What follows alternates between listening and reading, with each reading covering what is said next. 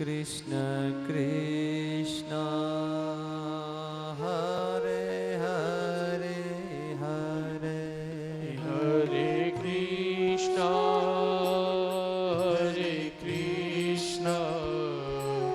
कृष्ण कृष्ण हरे हरे हरे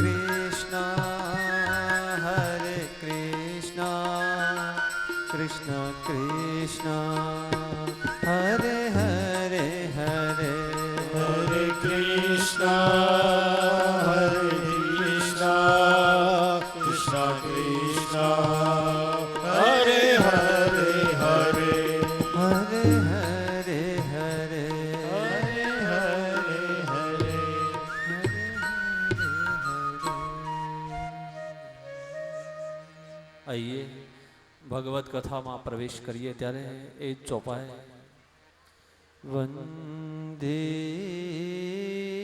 તવે સુર ગુરુ પીતો માતા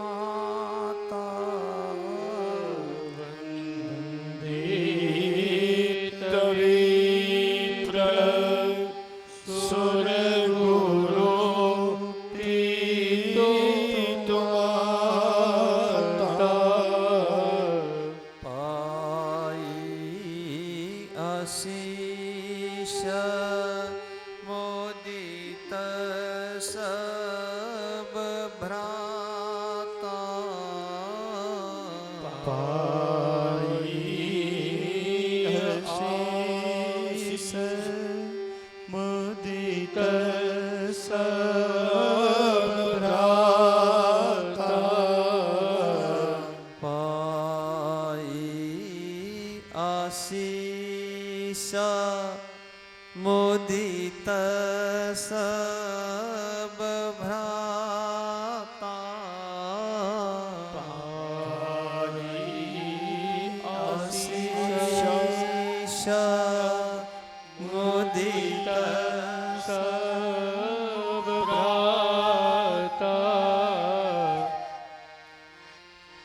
વંદન તીર્થના દેવને, ગુરુને, બ્રાહ્મણને, સુરગુરુ પિતુ માતા વંદન કરતા આવો ભાગવતના કથાના રસમાં પ્રવેશ કરીએ અને વિશુદ્ધ મન બનાવીએ.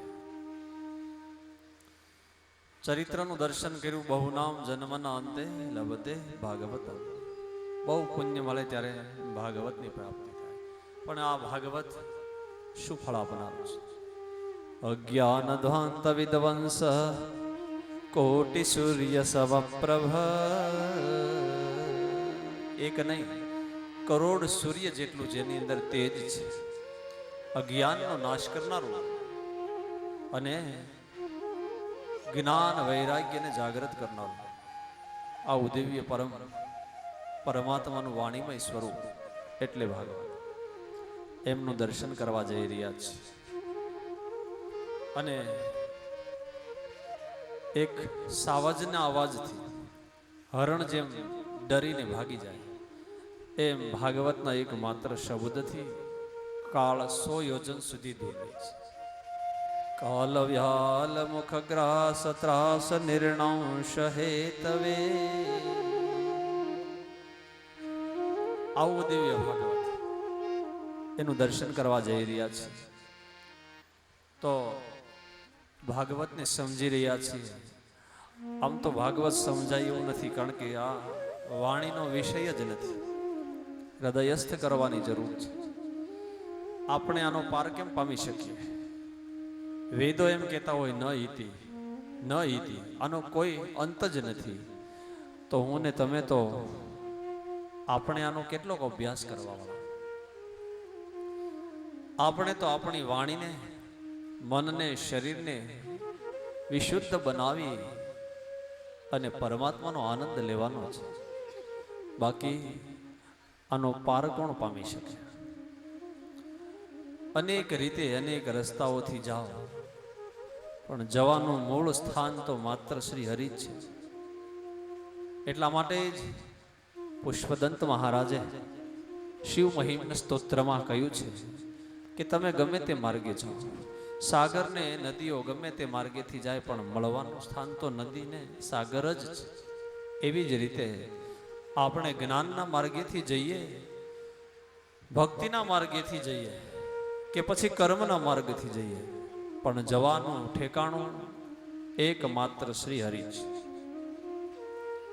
એટલા માટે ત્રયી સાંખ્ય યોગ પશુપતિ મતમ વૈષ્ણવમતિ પ્રભિન્ને પ્રસ્થાને પરમિદમદપથ્યમિતિ ચ રુચિનામ વૈચિત્ર્યા રુજુકુટિલનાનાપથજુષા નૃણામેકો ગમ્ય સ્ત્વમસિ પયસામર્ણવ ઇવ.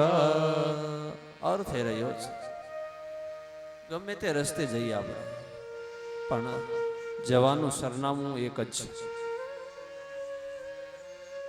અને એવા ભાગવતમાં આત્મદેવનું ચરિત્ર છે. બહુ સારું ચરિત્ર આરંભમાં મળ્યું છે ભીખુભાઈ. આત્મા એ જ દેવ છે. ભાગવતના એક એક પ્રસંગોને બહુ જો સમજીએ ને તો એ ચરિત્રોની પાછળ રહસ્ય બહુ ઊંડું છે, મોટું તત્વ છે. આત્મદેવ છે એ આપણને ખબર છે કે ખરેખર આત્મદેવ જ છે. ઈશ્વરને ક્યારે જોઈ શકાતા નથી. અને એમ આત્માને ક્યારેય જોઈ શકાતો નથી, કારણ કે અપશ્યતા આત્મતત્વ જોવાની વસ્તુ નથી, અનુભવની બાબત છે.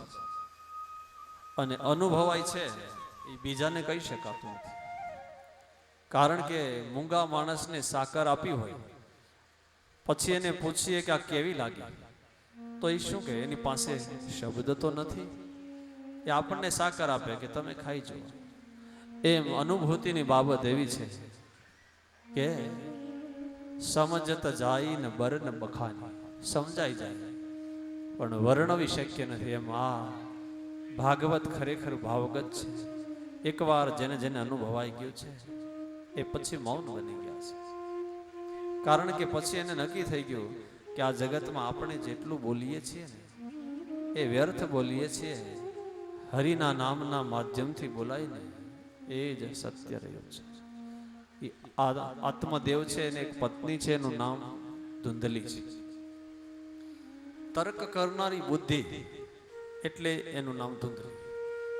આપણે આત્મા દેવ છીએ અને આપણી પાસે બુદ્ધિ છે એટલે તર્ક કરનારી છે કે આનું આમ હોય તો સારું, આનું આમ હોય તો સારું.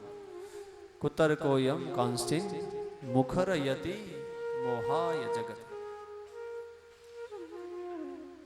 બુદ્ધિનો સ્વભાવ છે પરીક્ષા કરવાનો, કર્કશા છે.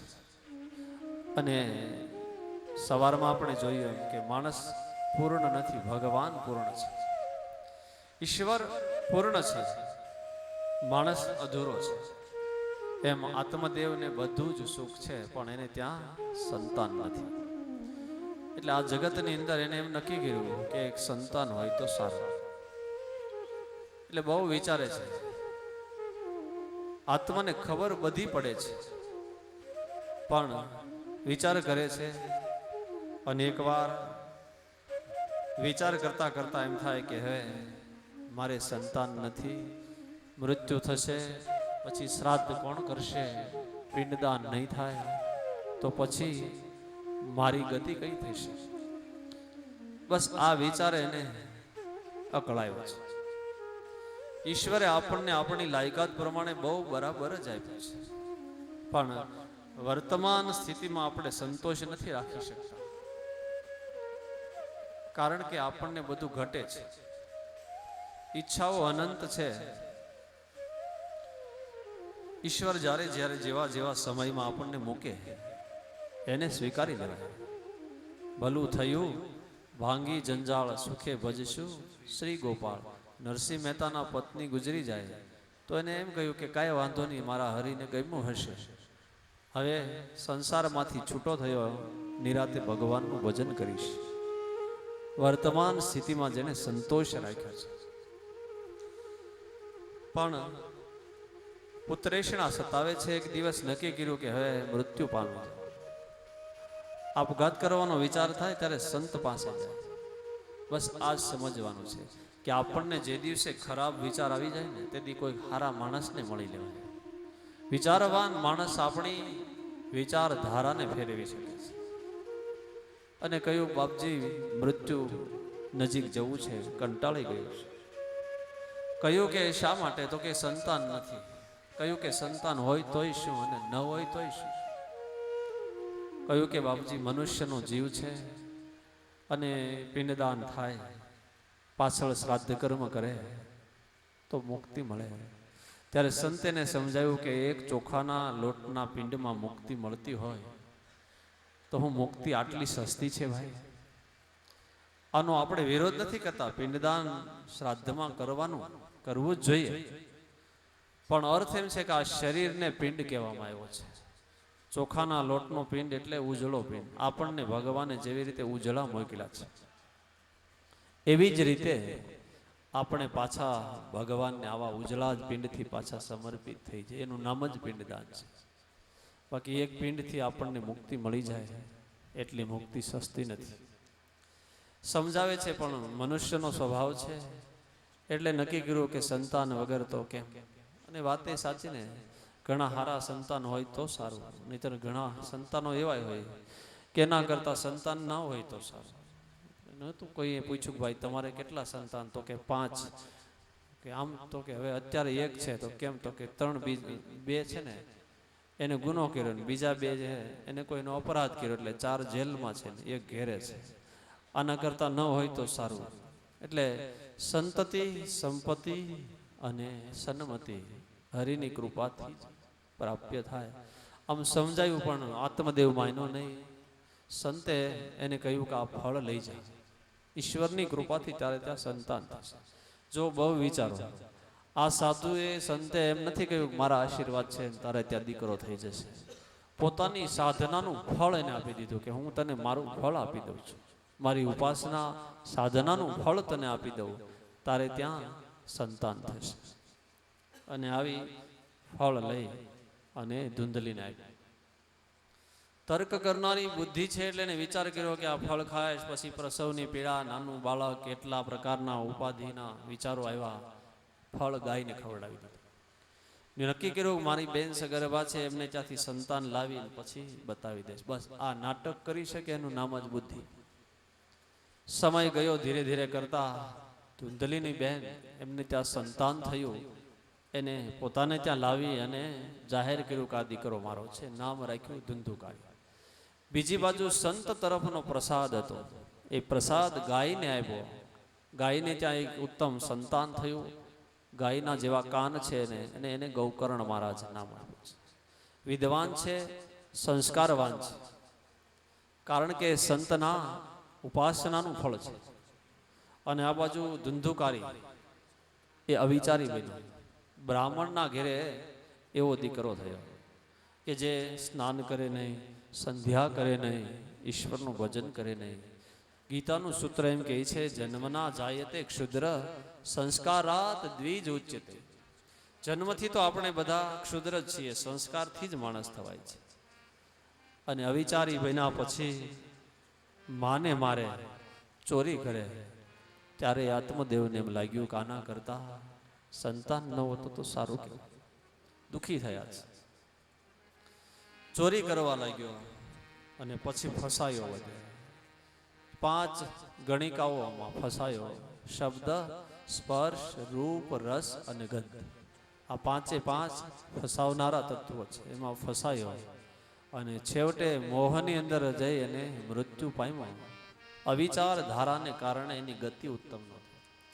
બીજી બાજુ આ ગૌકર્ણ મહારાજ ગાયને ત્યાં એ ઉત્તમ અને સંસ્કારી બન્યા.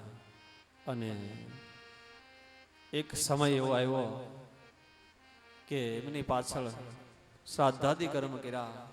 ગૌકર્ણ મહારાજ એકવાર સંધ્યા કરતા હતા ત્યારે એક રડવાનો અવાજ આવ્યો. પૂછ્યું કે ભાઈ તમે કોણ છો? ત્યારે કોઈ દેખાતું નથી. કહ્યું કે અહમ ધુંધુકારી, મારું નામ ધુંધુકારી છે અને હું પ્રેતપણાને પામ્યો છું. કહ્યું કે તારા મૃત્યુ પછી તો અમે ગયાજીમાં ગયા, સેંકડો શ્રાદ્ધ કરાવ્યા, છતાંય તારી ગતિ ન થઈ. તો પછી ત્યારે એમ કહ્યું ગયા શ્રાદ્ધ શતે નામ આપી મુક્તિર ભવતી ન સંશય. સેંકડો શ્રાદ્ધ કરાવ્યા પછી તારી મુક્તિ નથી થવાની. એનું કારણ ત્યારે એક જ કારણ આપ્યું કે મારું કર્મ એવું છે. એ કર્મને લઈને હું આવા પ્રેતપણાને પામ્યો છું. કહ્યું કે ભાઈ સવારે ઉઠીને સૂર્યનારાયણની સંધ્યા કરીશ, તારા મુક્તિ માટે ઉપાય કરીશ. અને સવારનો સમય ગૌકર્ણ મહારાજ વહેલી સવારે જાગ્યા છે. પરોઢનો સમય પ્રાતઃકાલમાં ભગવાન સૂર્યનારાયણની પૂજા કરી અને ભગવાન ભાસ્કરને અર્ઘ્ય આપે છે. હરિ ઓમ. આકૃષ્ણેન રજસા વર્તમાનો નિવેશયન્ વ્રતં વર્ત્યંચ હિરણ્યેન સવિતારથેના દેવો જાતિ ભુવનાનિ પશ્યन्. ભગવાન ભાસ્કરને સૂર્યનારાયણની પ્રાર્થના કરી અર્ઘ્ય આપીને કહ્યું મારા ભાઈની મુક્તિ માટે તમે કંઈક ઉપાય બતાવો. ત્યારે ઉપાય આપ્યો છે કે તારા ભાઈની મુક્તિ માટે ભાગવતની કથા 7 દિવસમાં સપ્તાહ વાંચનમ કરું. સપ્તાહ એટલે 7, અહ એટલે દિવસ. 7 દિવસ સુધી ભાગવતનું પારાયણ એ તારા ભાઈની મુક્તિ માટે યોગ્ય છે. વિચાર કરો, સૂર્યનારાયણ જે આ વિધાન આપ્યું અને ગૌકર્ણ મહારાજે આ વિધાન કર્યું છે. પ્રેતપણું છે ને એની પાસે વાયુરૂપી શરીર છે, પોતાનું શરીર નથી. એટલે હવે કથા સાંભળવી છે, પણ હવે આવવું છે ક્યાં?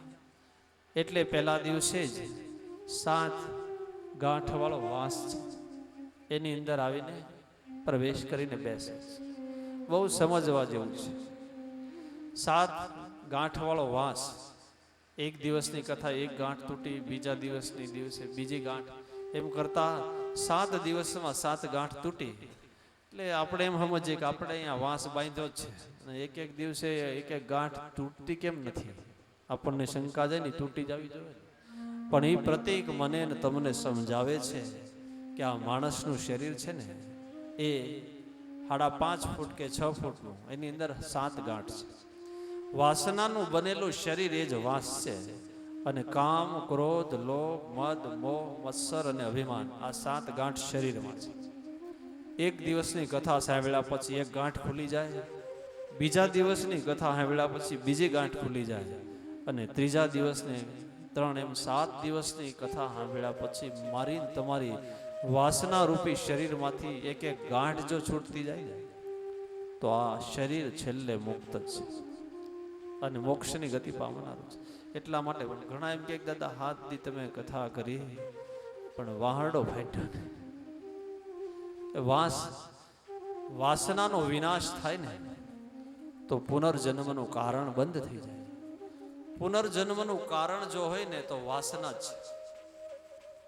અંતે મતિ એવી ગતિ, છેલ્લે આપણી મતિ જેમાં હોય એવી જ આપણી ગતિ થાય. એટલા માટે આવી રીતે ગૌકર્ણ મહારાજે કથા કરી, છેલ્લા દિવસે ધુંધુકારી એમાંથી મુક્ત બન્યો. તો લોકો એમ કહ્યું કે ધુંધુકારી એકલો જ મુક્ત થયો હતો, બીજા સાંભળવા વાળા એના માટે? એક ચિત્તથી જેને કથા સાંભળી છે, ધીરે ધીરે કરતા વાસના મુક્ત થઈ, એક એક ગાંઠ જેની છૂટી ગઈ. બીજી વાર ગૌકર્ણ મહારાજે કથા કરી છે. ભાદરવા માસમાં એને કથા કરી છે, નોમથી લઈ અને પૂનમ સુધીની કથા. આપણે ત્યાં પંચાંગમાં ભાગવત સપ્તાહ આરંભ અને ભાગવત સપ્તાહની સમાપ્તિ ભાદરવા મહિનાના પંચાંગમાં બતાવેલી છે, દરેક વર્ષના પંચાંગ. અને લોકોના કલ્યાણ માટે બીજી વાર કથા કરી. પહેલી વાર ભાઈના ઉદ્ધાર માટે કરી, બીજી વાર સમાજના કલ્યાણ માટે આવી દિવ્ય કથા કરી. અને હવે બાકી ગૌકર્ણ મહારાજ અને પિતા બે રહ્યા. સરસ સંવાદ હવે મળ્યો છે. ભાગવતમાં ભીખુભાઈ એવા 2 દીકરા છે કે એક દીકરાએ માને તારી દીધી છે અને એક દીકરાએ પિતાને તારી દીધું છે. દીકરા એવા છે કે ઈ દીકરા થઈ અને પછી ઉપદેશ મા બાપને આપે. આવા સંતાન હોય એ દિવ્ય સંતાન છે. મા બાપ શિખામણ આપે ને દીકરા તરી જાય, યોગ્ય માર્ગે જાય, એ તો સમાજનું દર્શન છે. પણ પરલોકનું દર્શન એમ કહે છે કે કોઈક અધિકારી જીવ જન્મે એ મા બાપને માધ્યમ રાખી જગતના જીવને ઉદ્ધાર કરવા માટે અવતરતા હોય છે. એમાંના પહેલા દીકરા ગૌકર્ણ મહારાજ આજે સામે પિતા બેઠા છે અને પિતાને એટલો સરસ ઉપદેશ આપ્યો છે કે એ ઉપદેશે એના પિતાની મુક્તિ કરી દીધી છે. બહુ સરસ સૂત્રો મળ્યા છે ભાગવતના. અને ભાગવતમાં અને ગૌકર્ણ ગીતા કહી છે. પેલું જ સૂત્ર કહ્યું છે કે હે પિતાજી, તમે આ જગતની મમતા છોડી દો. દેહ અસ્થિ માંસ રુધિરે વિભમતમ त्यजत्वं जाया सुतादिषु सदा ममता विमुञ्च पश्यानिशं जगदिदं क्षणभङ्गनिष्ठं वैराग्यरागरसिको भवभक्तनिष्ठ. હે પિતાજી, તમે આ શરીરની ઉપર મોહ રાખો છો ને, તો આ શરીર શેનું બનેલું છે? દેહ અસ્થિ માંસ રુધિરે વિભમતા. શરીરની અંદર દેહમાં માંસ રુધિર પરુ એવું ભરેલું છે. સારું છે કે આ શરીરની ઉપર ભગવાને ચામડી આપી છે. આચાર્ય શંકરાચાર્ય મહારાજે ચરપટ પંજરિકા સ્તોત્રમાં ગાયું છે. અને એને તો ત્યાં સુધી ગયું છે ભાઈ કે એક મિનિટ માટે આંખને બંધ કરી લઈએ અને પછી આપણે આપણા શરીરને ચામડી વગરનું રાખી દે તો કેવું લાગે? શું છે આ શરીરમાં? દેહની આસક્તિ. આપણે આપણા શરીરને કેટલું સાચવીએ, ટીપટોપ રાખીને આટલું સુંદર, પણ ખરેખર એમાં શું છે? દેહ અસ્થિ માંસ રુધિરે વિભમત. એટલે તમે હવે શરીરની ઉપરની આસક્તિ છોડી દો અને તમને એમ લાગે કે આ મારી પત્ની છે, આ મારા દીકરા છે, આ મારા ભાઈ છે, તો જે તમ જાયા સુતાદીશ. તમારું કોણ ખરેખર? તમે તમારી જાતને એકવાર તો પૂછી જુઓ કે આ જગતમાં મારું કોણ? જેને આપણે આપણા માનીએ છીએ ખરેખર આપણા છે? અને આપણા હોત તો આપણે જે દિવસે આ પૃથ્વી છોડીને જવાના છીએ તેથી આપણી હારે ન હોત. એ તો 5 દિવસ પછી ઘડી પછી વિસરી જવાના છે. તો જગતમાં સાચું કોણ છે? આપણે જેને આપણા કહીએ એ ખરેખર આપણા નથી. એ તો આપણે ગાઈએ, આપણે બધા બેઠા હોય ત્યારે એમ કહીએ, કોઈ કોઈનું નથી રે, કોઈ કોઈનું નથી રે, કોઈ કોઈનું નથી રે, કોઈ કોઈનું નથી રે.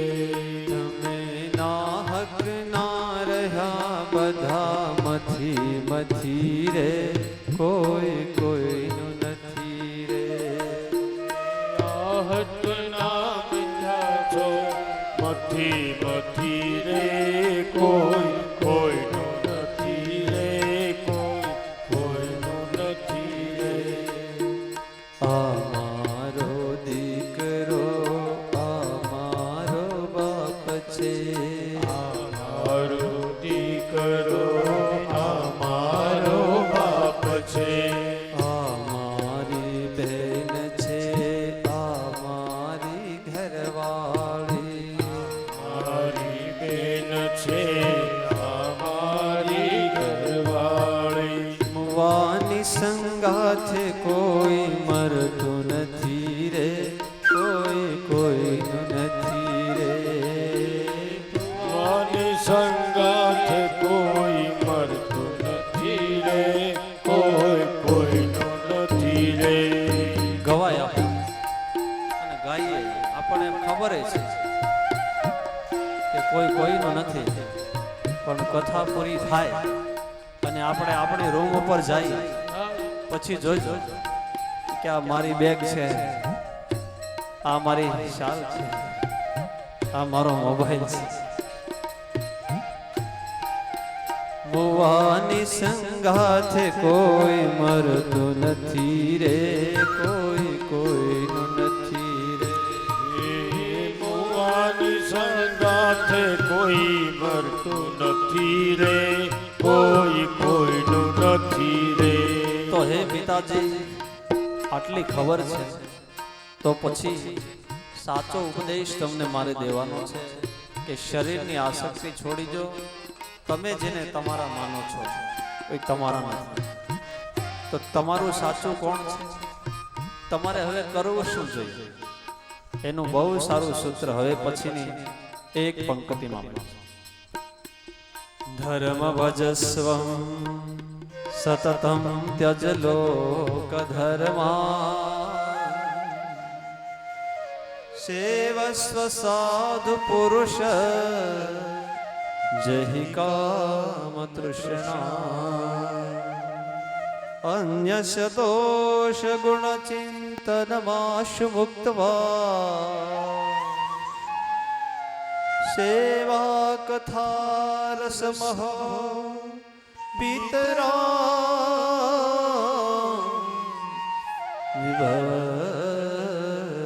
વિભસ્વં.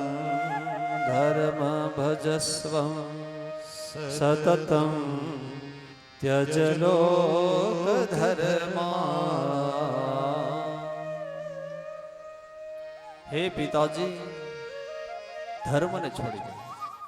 કોઈ દીકરો બાપને એમ કે ધર્મ છોડી દો, પણ કેવા ધર્મને છોડો? જે તમે લૌકિક ધર્મો કહો છો એને છોડી દો અને એવો ધર્મ ભજી લો. કયો?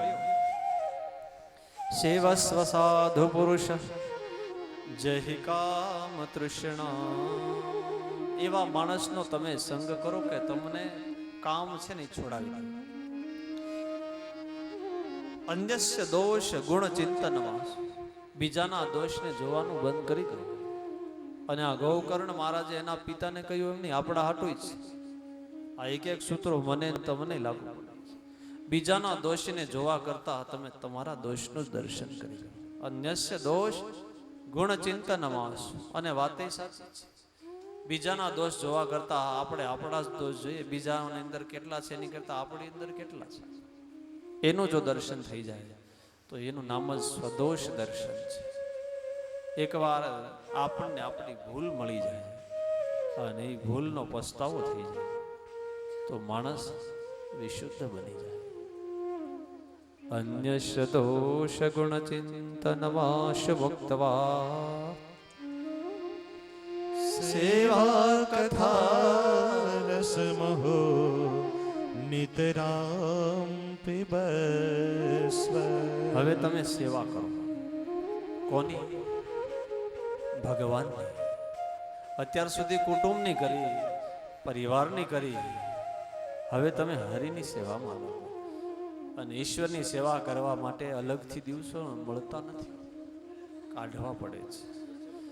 એક જ એવું શરીર છે માણસનું કે જેમાં આપણે વિચારોનું દર્શન કરી શકીએ છીએ. સમજ આપી છે ભગવાન. દદામિ બુદ્ધિ યોગમ તમ્મામુપાયંતિ તે. ભગવદ્ ગીતા એમ કહે છે કે એક દદામિ બુદ્ધિ યોગ. ઈશ્વરે આપણને બુદ્ધિ આપી છે, બીજાને નથી આપી. તો હે પિતાજી, સારા માણસનો સંગ કરો, કામ છોડાવી દે. અને હવે તો તમે ઘરને છોડી દો. એટલે ઘર છોડીને ક્યાંય જતો રહેવાનું નથી કહ્યું, પણ તમે ઘરને પકડી રાખ્યું છે ને એ હવે તમે છોડી દો. એવં સુતોક્તિ વશતોપી ગૃહં યાતો વનં સ્થિરમતિ ગષ્ટિ વર્ષ.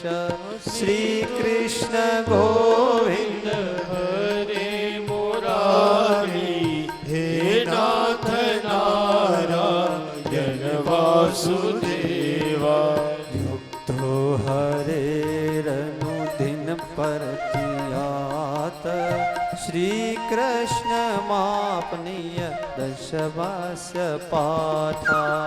શ્રી કૃષ્ણ ગોવિંદ હરે મુરારી હે નાથ નારાયણ વાસુદેવ. એવં સુતોક્તિ વશતોપી ગૃહં વિહાય યાતો વनं સ્થિરમતિ. શ્રી કૃષ્ણ ગોવિંદ હરે મુરારી હે નાથ નારાયણ વાસુદેવા. યુક્તો હરેરનુદિન પરિચયાત શ્રી કૃષ્ણ માપનીય દશવાસ્ય પાઠ. કૃષ્ણ ગોવિંદ હરે મુરારી હે નાથ નારાયણ વાસુદેવ. એવં સુક્તોક્તિ. ઘરને તમે છોડી દો, કારણ કે હવે તમે વનમાં આવ્યા છો. આ તો આપણો ગુજરાતી શબ્દ એટલે આપણને ખબર પડે. 51, 52 વનમાં આવ્યા પછી હવે તમારી મતિને સ્થિર કરી દો. 60 વર્ષ 60 વર્ષ થયા છે, પણ 60 વર્ષે વ્યવહારને છોડી દેવો જોઈએ. દરેક જીવે પુરુષે વ્યવહારને છોડી દેવો જોઈએ. કે હવે દીકરાને આપી દેવો વ્યવહાર. 60 વર્ષ થાય પછી બહેનોએ તિજોરીની ચાવી કમરે બાંધી રખાય ને આપી દેવાય. યુક્તોર હરે રનદિનમ પરિચર્યા, છોડી દેવાય. અને આપણે નહીં છોડીએ તો એક દી છૂટી જવાની જ છે. કારણ કે આ શરીરનો કયો ભરોસો? આ કાયા છે હવાથી ભરેલી છે. એટલા માટે એકવાર ગમે ત્યારે કાલની જેથી ઝપાટ લાગવાની છે તે દિવસે તો આ શરીર જતું રહેવાનું છે. અને પછી છોડવું એના કરતા એવમ ગતો 60 વર્ષ જાણી જોઈને જ મૂકી દઈએ અને પછી આનંદથી જીવીએ. શ્રી કૃષ્ણ મહાપમ નિયતમ દશમસ્ય પાઠા, અને દશમ સ્કંદનો પાઠ કરવાનું કહ્યું છે. કે પિતાજી સાચું કહું છું તમને કે હવે તમને હરિ એવા દિવસો આપ્યા છે કે તમે હવે કથાના રસનું પાન કરી શકશો. બીજું બધું છોડી દો. શરીરનો કોઈ ભરોસો નથી. કારણ અનિત્ય નથી અને નિત્ય. એમાં શરીર છે ને એ નિત્ય નથી. ક્યારે આ શરીર સર્જન કરેલું છે એ વિસર્જન પામે એની કઈ ખબર.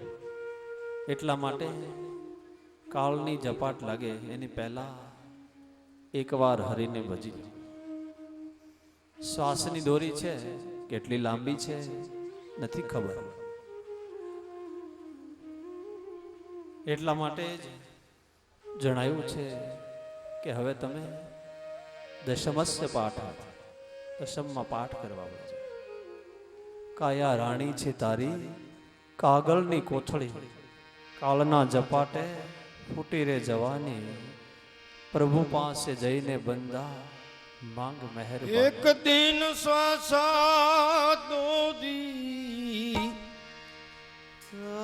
એક દિન શ્વાસા દો દી, તારી તૂટવાની, પ્રભુ પાસે માગ બંદા માગ મહેરબાની.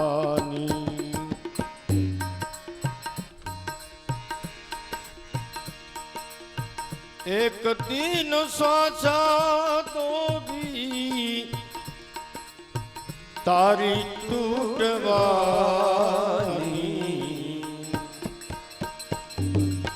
એ પ્રભુ પાસે માગ બંદા માગ મહેરબાની, માગ મહેરબાની, માગ મહેરબાની. યાવત જીવો નિવસતિ દેહે, મહેરબાની, માગ મહેરબાની.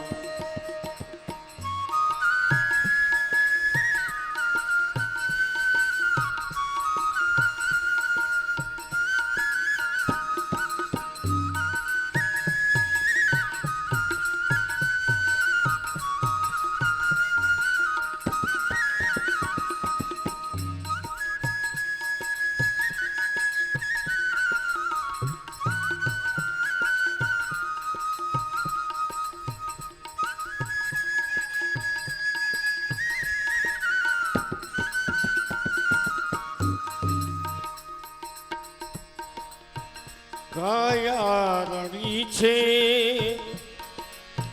કાગળની કોથળી, કાયા રણી છે આ કાગળની કોથળી,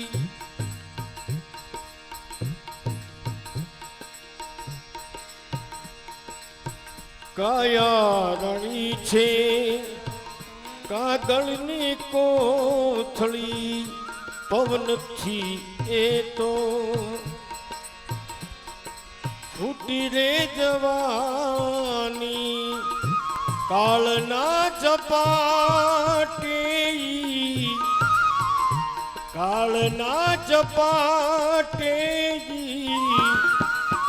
ફૂટી રે જવાની, પ્રભુ પાસે માગ બંદા માગ મહેરબાની માગ મહેરબાની. આ જ સૂત્રને શંકરાચાર્ય મહારાજે લખ્યું છે. યાવત જીવો નિવસતી દેહે કુશલમ તાવત પૃચ્છતિ ગેહે.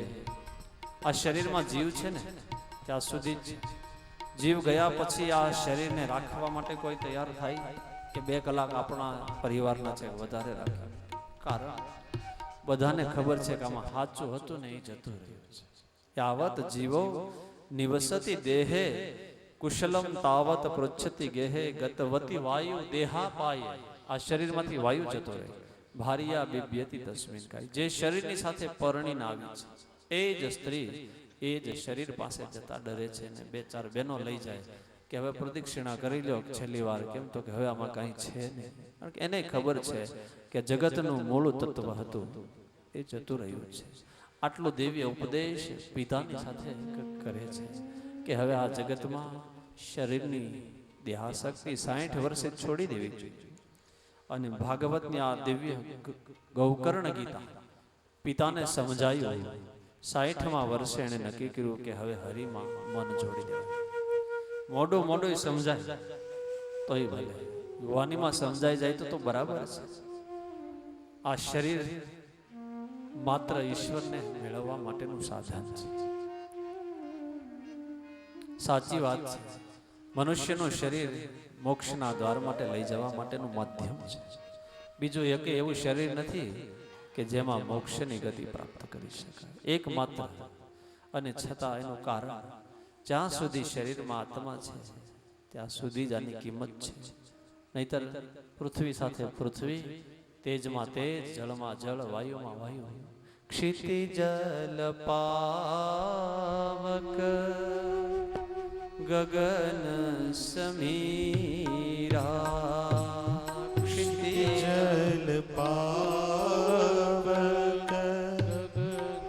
સમીરા પંચરચિતય અધમ શરીરા. પંચરચિતય અધમ શરીરા. 5 તત્વોનું પૂતળું અધમ કહ્યું છે. ક્યારે? શરીરમાંથી આત્મા જતો રહે ત્યારે. પણ જ્યાં સુધી આત્મા હોય ત્યાં સુધી આ જ શરીરના વખાણ એ જ રામાયણે જ પાછા કર્યા છે. બડે ભાગ માનુષ્ય તનુ પાવા સુર દુર્લભ સદગ્રંથ નિકા. કારણ કે આ શરીરમાં આત્મા છે બહુ કિંમતી છે. અને ભાગવતનો મૂળ આશ્રય એ છે કે આ જગતનું દર્શન કરવા કરતા સ્વનું આત્માનું દર્શન કરવાનો પ્રયત્ન છે. આત્માનું દર્શન થઈ જાય એ જ સાચું ફળ છે. ત્યારબાદના એક અધ્યાયમાં વક્તા અને શ્રોતાઓના લક્ષણો બતાવ્યા છે. સૌ પ્રથમ આરંભમાં વક્તાના લક્ષણો બતાવ્યા છે કે વક્તા કેવા હોવા જોઈએ, એની સામે શ્રોતા કેવા હોવા જોઈએ. પહેલા વક્તાના લક્ષણો આપ્યા છે ચોથા અધ્યાયમાં 20મા મંત્ર.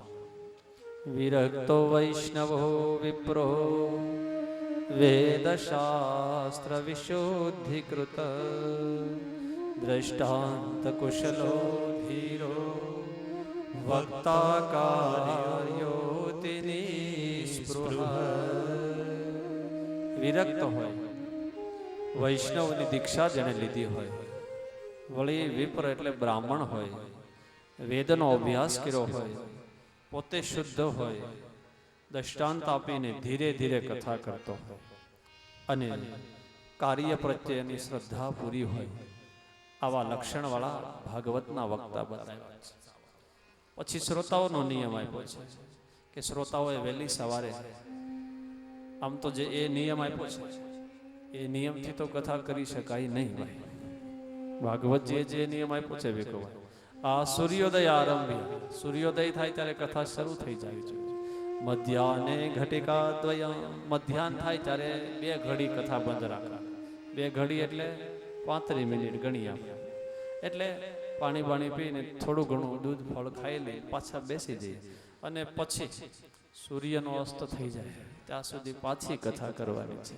આવો નિયમ છે, પણ એવા નિયમથી આપણે તમે કે હું કોઈ કથા કરી શકીએ છીએ?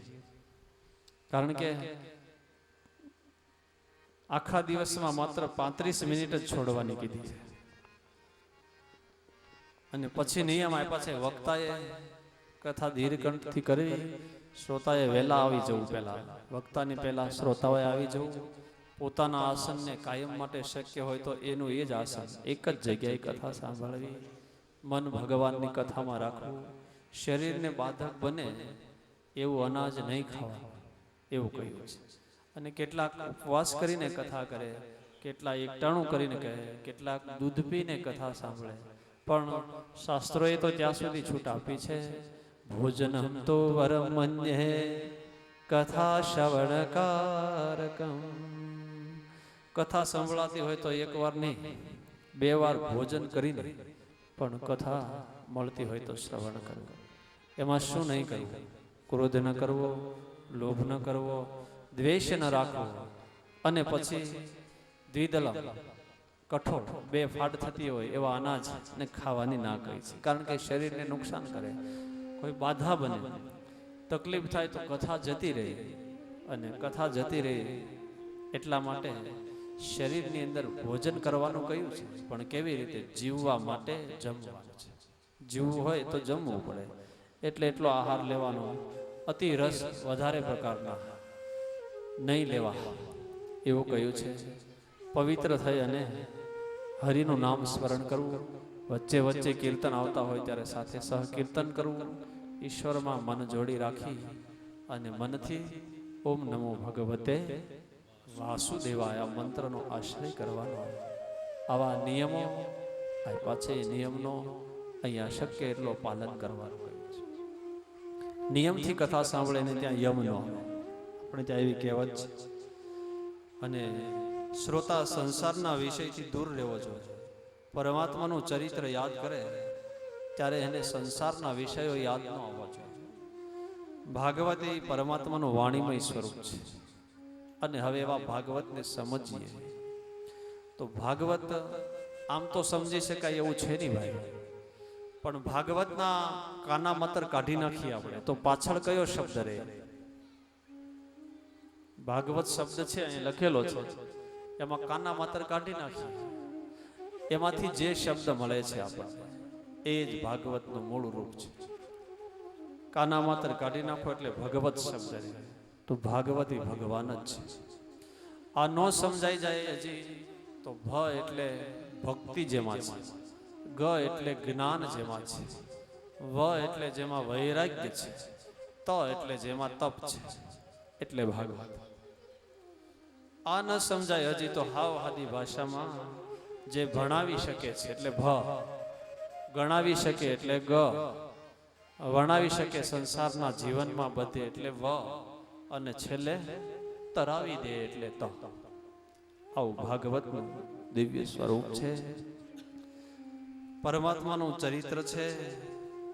12 સ્કંદ છે, 18,000 શ્લોક છે, 335 અધ્યાય છે, 43 પ્રકરણ જેમાં રહ્યા છે, અને 1.25 લાખ અક્ષર જેમાં છે. આવું પરમાત્માનું વાણીમય સ્વરૂપ છે. અને આપણે અત્યારે જોઈ રહ્યા છીએ ભાગવતનું મહાત્મ વાંચી રહ્યા છે. ભાગવતનું મહાત્મ 2 જગ્યાએ થયું છે. માણસ પોતે પોતાના જ વખાણ કરે ને તો એને આત્મશ્લાઘા કહેવાય. પોતાના વખાણથી પુણ્ય ઘટે. એટલે ભાગવતે પોતાના વખાણ એની મેળે નથી કર્યા, પણ સ્કંદ પુરાણમાં અને પદ્મ પુરાણમાં 2 જગ્યાએ ભાગવતનું મહાત્મા આપ્યું છે. એમાં આપણે પદ્મ પુરાણ અંતર્ગત 6 અધ્યાયની અંદર જે પરમાત્માનું ચરિત્ર આપ્યું છે એનું દર્શન કરી રહ્યા છીએ. અને આવું પરમાત્માનું વાણીમય સ્વરૂપ આપણને મળ્યું છે. તો આ મહાત્માની અંદર નિયમ આપ્યા છે, ભાગવતની મહત્તા આપી છે કે ભાગવત વૈષ્ણવા નામ યદ ધનમ, વૈષ્ણવોના માટે ધન છે. કંજૂસ માણસને પૈસા જેટલા વાલા હોય એટલા વૈષ્ણવને ભગવાન વાલા હોય છે. એટલે વૈષ્ણવાના યદ ધનમ એવું લખ્યું છે. અને આવી દિવ્ય ભાગવતની સંહિતા પ્રેત પીડા વિનાશી, પ્રેતની પીડાનો વિનાશ કરનારી છે. એક શ્લોકનું ગાન થતું હોય તો ઘર મંદિર બની જતું હોય. તો ભાગવતના કેટલાય શ્લોક ગવાતા હોય એ કેટલું પવિત્ર. 100 યોજન સુધી જેમના શબ્દો પાવન વાતાવરણ કરી શકતા હોય આવું દિવ્ય શાસ્ત્ર આપણને મળ્યું છે. તો પરમાત્માનું મહાત્મા મહિમા આટલો ગાયો છે ભાગવતની અંદર, સ્કંદ પુરાણમાં અને પદ્મ પુરાણમાં. પદ્મ પુરાણની અંદર મહાત્માને સંપન્ન કરતા અહીંયા એક શ્લોકને આપણે જોઈ રહ્યા છીએ કે ખરેખર ભાગવતથી શું મળે છે? પરમાત્માને સંતોષ થાય છે. કૃષ્ણ હેતુ સંતોષક. ભાગવતનું શ્રવણ કરવાથી કે ભાગવતને ગાવાથી પરમાત્મા રાજી થાય છે.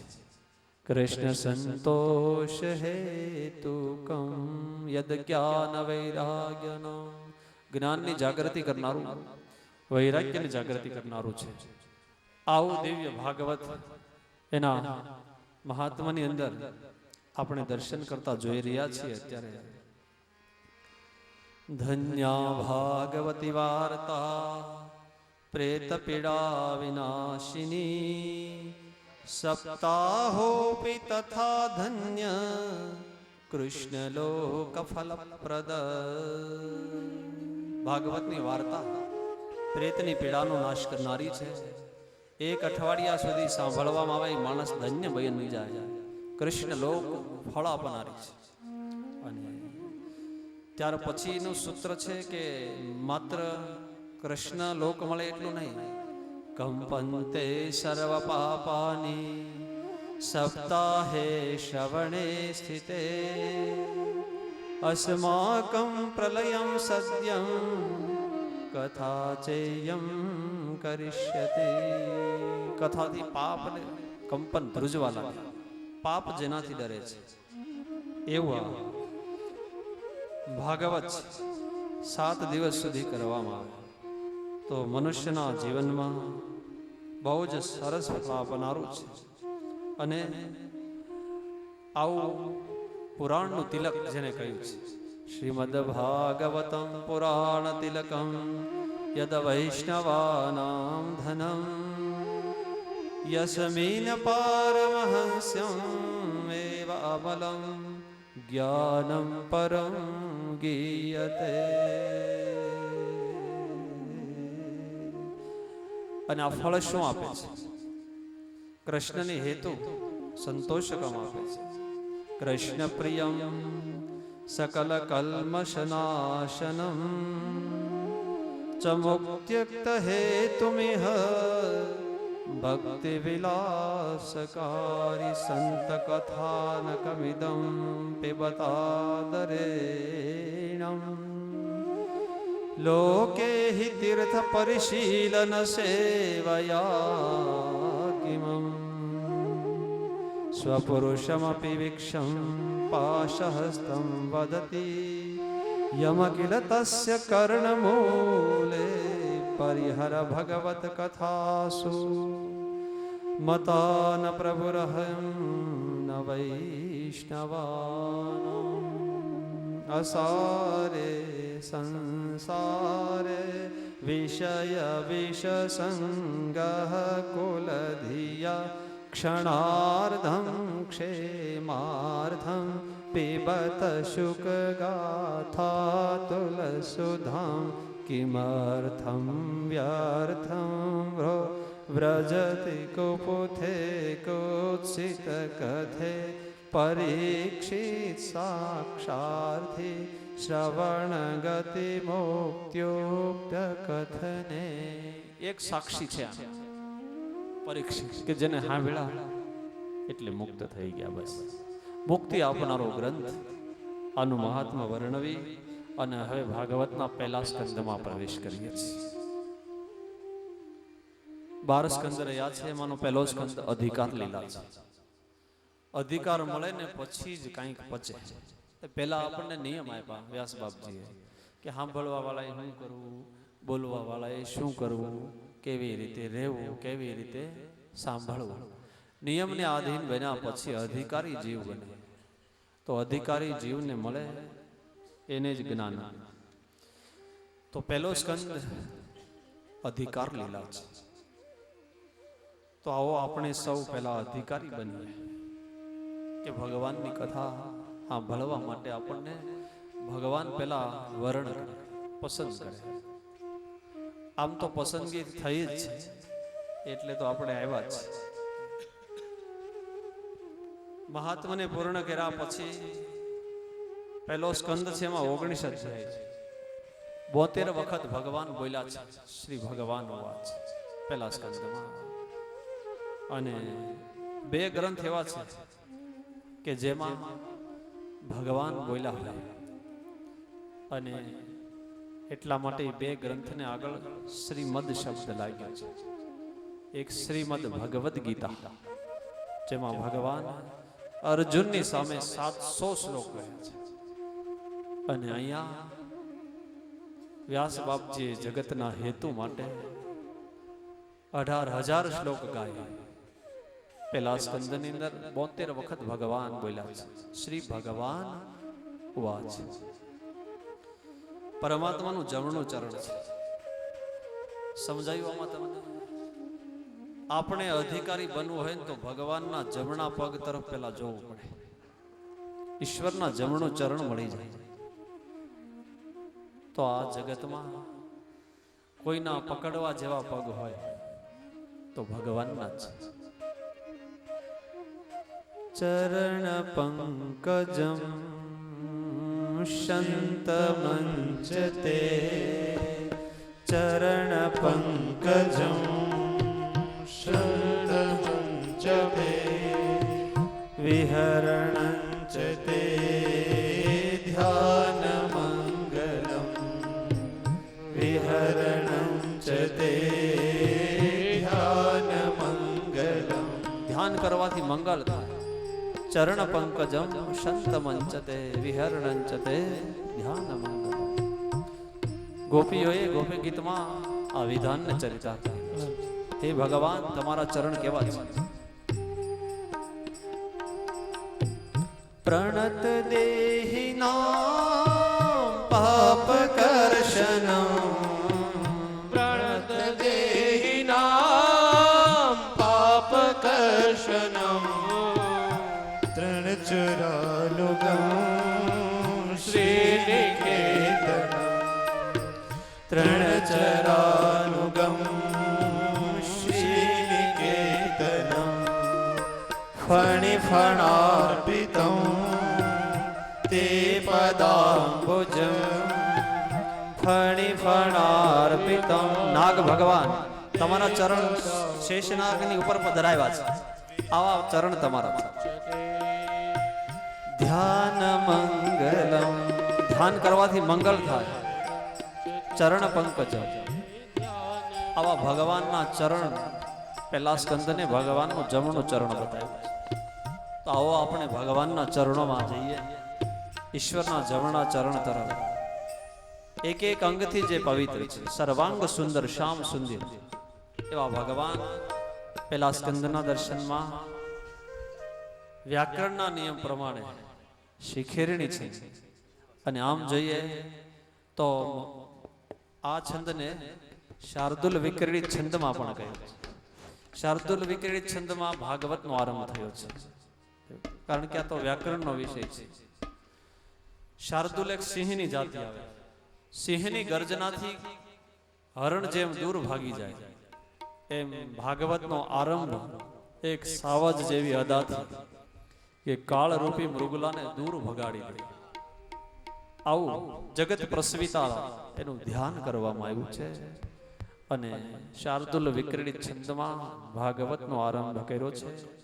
આવો આપણે ભાગવતના પહેલા સ્કંદમાં દર્શન કરી રહ્યા છીએ.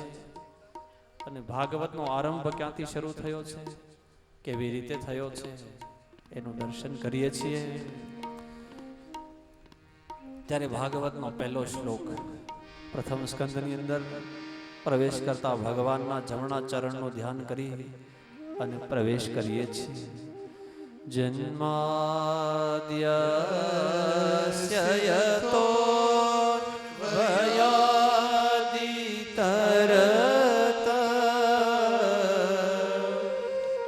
ચરધેષ્વભિઘ્ન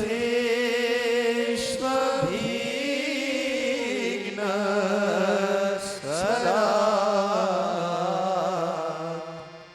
તે બ્રહ્મહૃદાય આદિકવયે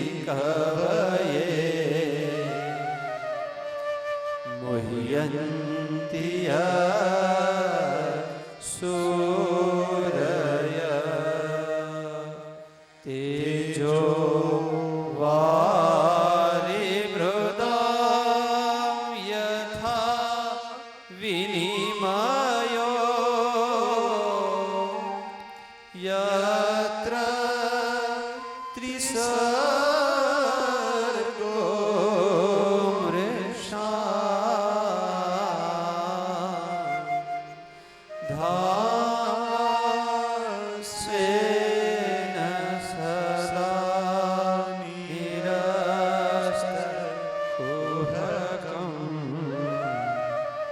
સત્યં પરમ ધીમહિ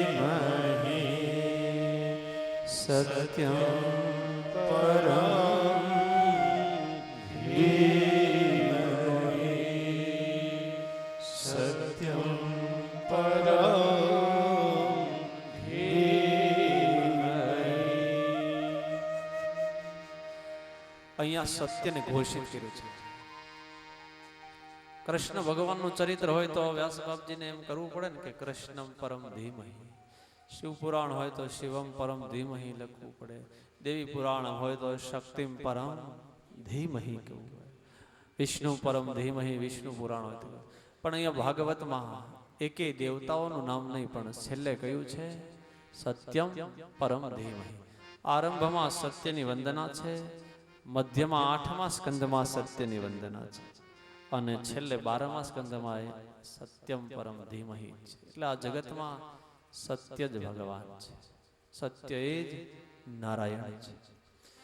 અને બીજું અર્થ, કોઈ પણ વાક્ય લખવાનું હોય તો પેલું જથી ન લખાય, કારણ કે વ્યાકરણનો એવો નિયમ છે ભાઈ કે દાજેલો અક્ષર છે, દગ્ધાક્ષર.